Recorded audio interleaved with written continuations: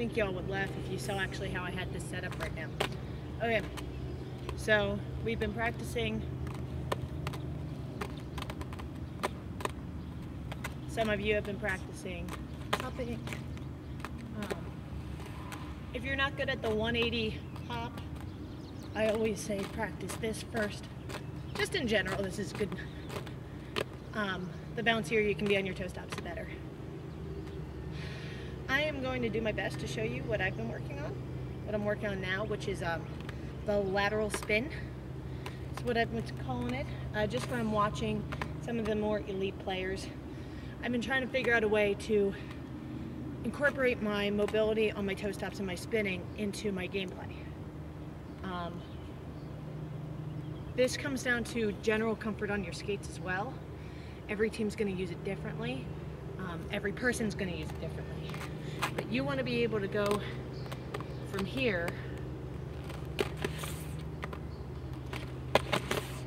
and back.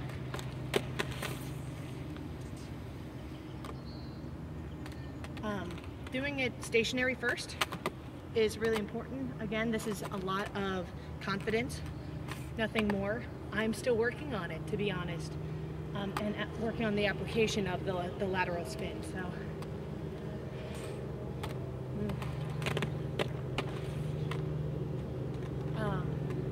with these, it's a matter of not only being able to initiate the spin, being able to stop it.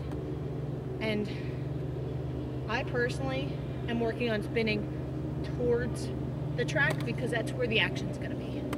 So if you spin this way, well, yeah, you end up facing that way, but you've lost. But if you can,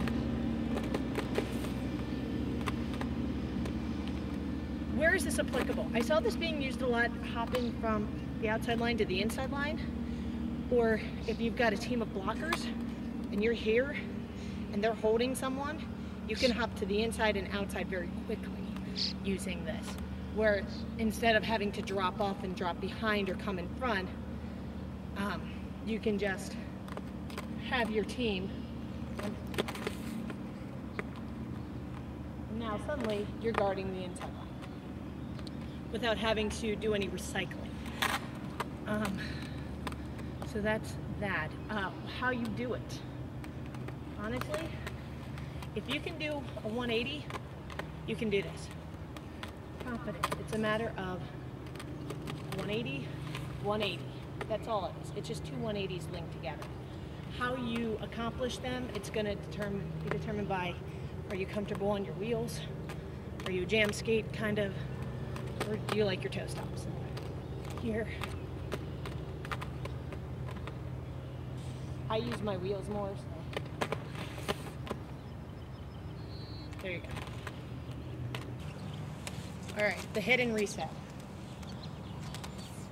It's really important that you keep your eyes on the track. One spot blocking comes into this where you don't want to move your head much. So I guess I should start there. So if I'm here and I'm blocking, I pick a spot. Because if she's there and suddenly she's gone, where is she?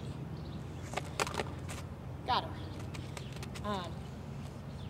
It's unusual to feel out, but doing that means that every time you turn your head, you're losing. You don't want to lose it. So the hit out is something similar. When you hit, and reset, yeah, you took your eye off the jammer for a split second, but if she comes in, where's she going? You've got the line. She can't go there. It means she has to go here if you don't feel her right away. And in theory, your teammate should be recycling up, so that way if you hit her out, you've got some backup. So it's always about hit, reset. The nice part about doing the 180 toe stop when you hit out, you're already primed in starter position to run backwards.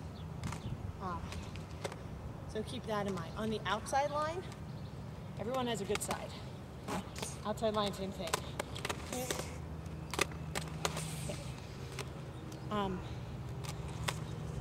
Practice that. Practice using the lines and keeping your chest in. Everyone has a side that they're more comfortable spinning. You got to work on doing the other direction for a lot of reasons. So there's that. When people say, but you've taken your eye off your jammer, okay. So if I'm here and I hit, I can't even do it. I've trained so much. If I try and hit her and then swing around, there are several things that I've just done. One, I've not really completed the hit, because in order to do this, you kind of have to use your shoulder.